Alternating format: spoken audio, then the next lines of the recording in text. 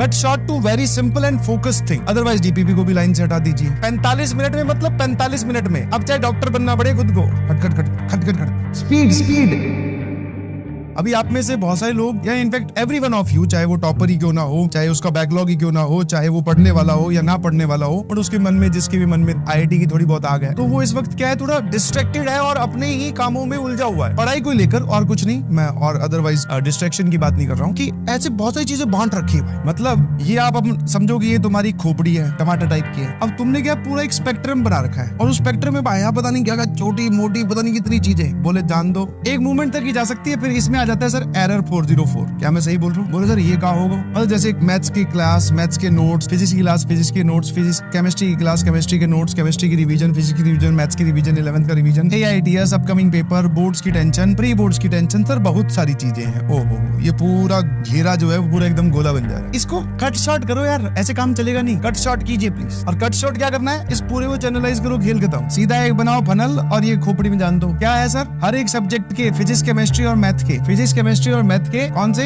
सिर्फ नोट्स और classroom examples, जिसको आप बोल सकते हो, और पीवाईक्यूज। बस रिवीजन साथ में एक रिवीजन वाला पार्ट। बस 11th बोर्ड्स, ये सब बात की कहानी है, बात की कहानी है। Cut short to very simple and focused thing. कहां से सवाल करने हैं? पीवाईक्यू करने हैं। क्या करना है? नोट्स पढ़ने हैं। डेली बेसिस पे नोट्स कंप्लीट कीजिए। नोट्स में बिल्कुल एकदम शॉर्ट में लिखिए, ज्यादा लिखने की जरूरत है नहीं। ऑप्शंस मत लिखिए, जो बात समझाई जा रही है उसको समझ लीजिए, उसको अपनी भाषा में लिख लीजिए। पीवाईक्यू सॉल्व कीजिए, चैप्टर में आगे बढ़ते जाइए। अगर आपका बेसिक बहुत ही हिला हुआ है कि आपको यही नहीं समझ में आया कि ये सर ने फॉर्मूला लगवाया, उस फॉर्मूले पे 3 सवाल करवा दिए मुझसे, वो तीनों तो समझ में आए, बट उसके बाद में चौथा मैं खुद कर रहा हूँ उसी फॉर्मूले का। कोई लैंग्वेज में चेंज नहीं है तो फिर डीपीपी भी करो। अदरवाइज डीपीपी को भी लाइन से हटा दीजिए। तो notes PYQs, notes PYQs, notes PYQs, and dedicate your time 20 to 25 minute daily for revision. और रिवीजन भी कैसे करना है फिर बता देता हूँ कि आपने जैसे कि अपना टाइमर लगाया, आपको पता चल गया होगा आपके शेड्यूल में आप रात को कब फ्री होते हैं, सुबह कब फ्री होते हैं, दोपहर में कब फ्री होते हैं। वो दोपहर का जो फ्री वाला टाइम है ना भाई साहब, उस टाइम पे लगा लो एक अलार्म। जैसे मान लो कि आप 3:30 बजे फ्री हो, मैं एग्जांपल बोल रहा हूँ, ये मत बोलने लग जाए तो 3:30 बजे स्कूल से आते हैं। जब भी आप फ्री हो 3:30 बजे आपको अलार्म देखेगा, अच्छा रिवीजन करनी है। सब कुछ छोड़ छाड़ के, सब कुछ छोड़ छाड़ के, चाहे आप फिजिक्स का काम कर रहे हो, केमिस्ट्री का कर रहे हो, मैथ्स का कर रहे हो, पीवाईक्यू सॉल्व कर रहे हो, नोट्स कंप्लीट कर रहे हो, सब छोड़ दो। एकदम बोलते हैं टोटल T = 0, सट से एकदम, जैसे होता है ना हूटर बज गया, अमिताभ बच्चन जी आगे नहीं जाते। बोले अब क्या करना है? बोले रिवीजन। जैसे ही 25 मिनट कंप्लीट हो, वापस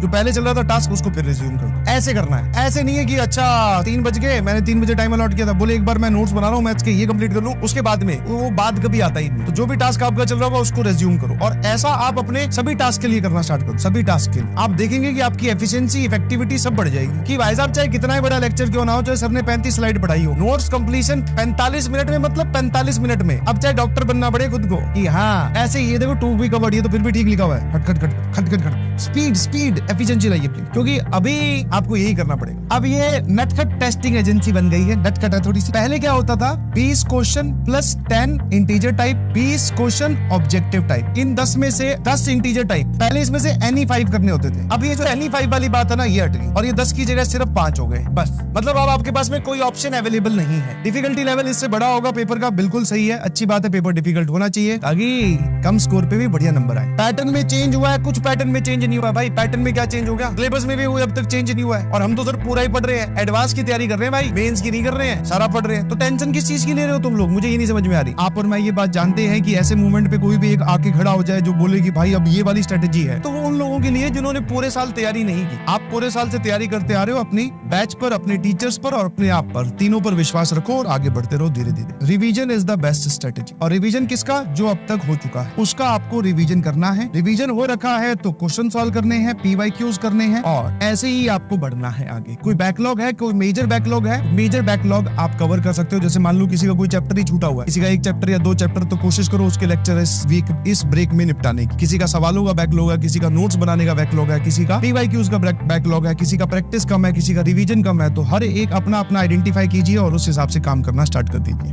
रात को can you imagine this thing कि जो आपका स्पोर्ट्स ग्राउंड है, रात को 2 बजे भी नीचे क्रिकेट का मैच चल रहा है भैया, लाइटें जली हुई है, उधर लड़के लगे हुए, उधर बैडमिंटन हॉल में, बोले they shot way shot, they shot way shot, अलग लेवल। और मान लो